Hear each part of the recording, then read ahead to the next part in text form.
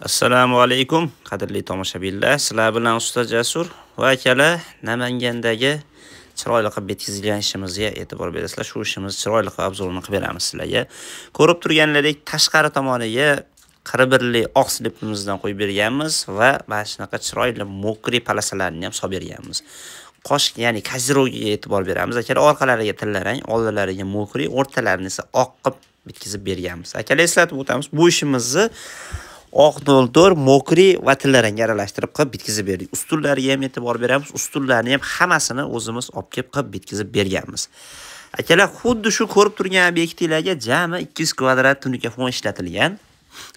Va akalar, agarda ishlarimiz sizlarga ma'qul kelib turgan bo'lsa, yoqqan bo'lsa, akalar, bemalol tagidagi nomerlarga murojaat qilaverasizlar. Sizlarni ham obyektivlarni chiroyli qilib shunaqa bitkizib berishga harakat qilamiz. Akalar, burchaklariga e'tibor beramiz. Ikkala burchaklari ham mana shunaqa bir xil chiqqan, tillaringlari ham hamma burchaklari bir xil chiqqan. Endi akalar, tunuka fon narxlari bilan sizlarni tanishtirib o'taman. Tunuka fon narxlari hozirgi kunda 115 ming so'mdan boshlab 150 ming so'mgacha qilib bitkizib berilyapti. Agarda akalar sizlarning zakasinglar Qo'qon yon atrofida bo'ladigan bo'lsa, biz qatnab ishlaymiz. O'shanda akalar sizlar bir mahal ovqat, ya'ni obed qilib berasizlar. Agarda akalar Farg'ona viloyatidan chiqadigan bo'lsak, bizga yotishga sharoit qilib berish kerak va 3 mahal ovqatni qilib berish kerak bo'ladi. Qolgan hamma narsasi o'zimizdan bo'ladi. Tunuka fon, reka, samares, hamma narsasini o'zimiz olib borib bitkizib beramiz.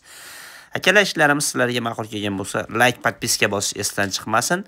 Sog' va salomat bo'linglar.